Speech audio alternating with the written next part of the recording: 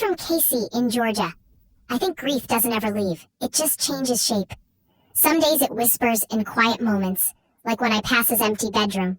Other days it crushes you like a wave, pulling you under before you even realize what's happening. My son Myles was 7 when he passed. He was a twin, born just minutes before his sister, and they shared this weird, magical connection, like they could speak entire sentences without words. Myles had a grin that made people stop and smile, even strangers at the grocery store. He was obsessed with dinosaurs, and always covered in dirt from digging in the backyard. He called worms wiggle noodles, and thought peanut butter on pizza was gourmet. Every night before bed, he made me kiss both cheeks and his forehead. His monster shield, he called it. I used to think I understood what it meant to love someone with your whole heart, but nothing prepared me for the kind of love that comes with motherhood. Myles was my world, my laughter, my noise, my little heartbeat running down the hall every morning in mismatched socks. Then everything changed in a blink. One ordinary morning, one small misstep. He was riding his bike to the park with his dad, something they'd done dozens of times. I wasn't there. I just remember the phone call. The way my knees gave out before I even heard the full sentence. At the hospital, they told me there was nothing more they could do. I remember staring at the fluorescent lights above me, as if the truth would somehow fall out of them. They said his organs were strong, that his heart could give another child a second chance. I didn't say yes right away. How could I? My child had just died, and they were asking me to give away parts of him. But then I thought, Myles was joy. He was sunshine. He was the kind of kid who gave his last gummy bear to his sister just to see her smile. He would have wanted to keep someone else alive. The days after the funeral felt like walking through someone else's life. I'd catch myself pouring 2 bowls of cereal, still expecting Myles to come racing down the hallway with bedhead and dinosaur pajamas. His shoes stayed by the door. His pillow still had the dent from where he slept. I couldn't touch any of it. I just sat in the quiet, trying to hear his laugh in my mind. People kept showing up with casseroles and soft voices, saying things like he's in a better place, or at least you had him for 7 years. I wanted to scream. 7 years wasn't enough. I didn't want peace. I wanted a rewind button. I wanted to kneel beside his bed and tell him it was all just a nightmare. They told me a boy named Saleh had received Myles's heart. That's all I knew. No photo, no voice, no story, just a name and an age. He was 7 too. At first, I couldn't process it. I didn't want to. The idea that part of Myles was still alive somewhere felt too big, too painful. I couldn't even say the boy's name out loud. But slowly, that started to change. It happened in little ways. I'd be folding laundry and imagine a heartbeat ticking inside someone else's chest, steady and strong. I didn't think it would bring me peace, but it did. Not right away. Just little moments of breath in the middle of all the grief. It made the silence in the house feel less final. It took me almost a full year to write a letter to his family. I didn't know what I was trying to say. I just wanted them to know that Myles wasn't just a donor. He was funny. He was weird. He once named a goldfish Mr. Soggy Bread. I wrote that down. I wanted them to feel his spirit, not just his heart. They wrote back a few weeks later. Saleh's mom told me he had been so sick they weren't sure he'd make it to his 7th birthday. After the transplant, he started singing again, dancing, jumping on the bed. She said he suddenly had this bright energy they hadn't seen in years. It's like someone lit a candle inside him, she wrote. When I got engaged, the wedding planning brought everything back. I imagined Myles running wild through the venue, probably trying to steal cake early or hide behind the altar. And then it hit me. His heart still existed, still beat, and I wanted it there. I wanted Saleh at the wedding, because in a way, he was carrying my son with him. Reaching out to invite them wasn't easy. I sat with the message for hours, typing and deleting. What do you say to the family who carries your child's heartbeat? I didn't want to make it about grief. I just said, if you're comfortable, we'd be honored to have you at our wedding. Myles loved love. He would have wanted his heart there when I walked down the aisle. They said yes. I cried when I read the reply. Saleh had never flown before. His family made the trip from several states away.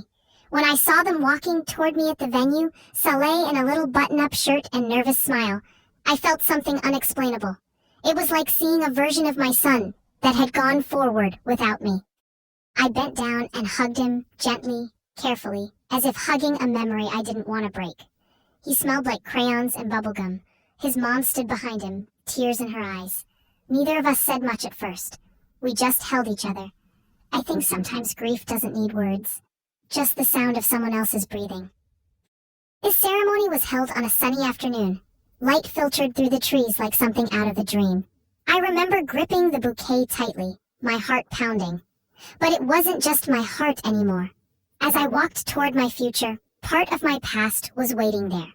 Standing in a little suit, hands clasped, smiling like he understood something deeper than words. After the vows, we brought Saleh up to the front. I took out the stethoscope I had tucked into my dress earlier. My hands were shaking as I placed it gently on his chest. The room went completely still. All I could hear was that familiar rhythm. Thump thump, thump thump.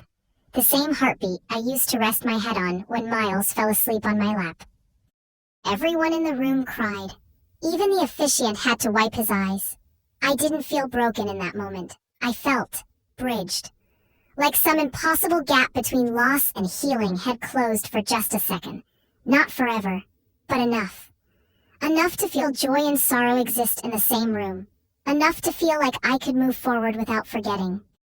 Organ donation can save up to 8 lives from a single donor, but the impact goes far beyond numbers. Studies show that many donor families experience long-term emotional healing when they're able to connect with recipients. Grief doesn't disappear, but it can transform when love is shared forward. As of this year, over 100,000 people in the U.S. are waiting for an organ transplant. Thousands of them are children, some just months old. For families, choosing to donate is never easy. It's heartbreaking, deeply personal, and no one can force you. But it can also mean giving another family the gift of time. Every registration matters. Every heartbeat counts. At the reception, Saleh danced like the floor belonged to him. His laughter echoed across the room, light and unburdened. I watched him twirl with my niece, the stethoscope still tucked in my bag, like a secret only we shared. I felt a strange mix of joy and ache, like I had let go of something heavy and held on to something light at the same time. People came up to me throughout the night, some to say they were moved, some just to hug me. One woman whispered, "I lost a child too, but I never got a moment like this." I didn't know what to say. There is no right way to grieve. But maybe moments like this aren't answers. Maybe they're just gifts along the way. Later that evening, I stepped outside alone. The sky was dark, but the stars were sharp and bright. I looked up and thought about Myles. I still missed him with every part of me. But I didn't feel hollow anymore. I felt connected. Not in a way that erased the pain, but in a way that made space for it to exist alongside love. I pressed my hand to my own chest and imagined Myles's heartbeat, somewhere still going strong, still helping a little boy run and laugh and grow. The idea that something so tragic could lead to something so life-filled, I don't know, it doesn't make it fair, but it does make it meaningful. Saleh came over before they left. He hugged me tightly, resting his head against my side. I held him close and whispered, "Thank you for carrying him." He didn't say anything, but he didn't need to. I could feel it, the warmth, the weight, the rhythm of something too deep for words. As they drove away, I stood by the window and watched the taillights disappear. I didn't cry, not that time. I just stood there and let the quiet settle over me, not as an emptiness, but as something sacred. It felt like closure, or maybe, like the beginning of a different kind of forever. After the guests had gone and the music had faded, I sat alone with my shoes off and dress wrinkled.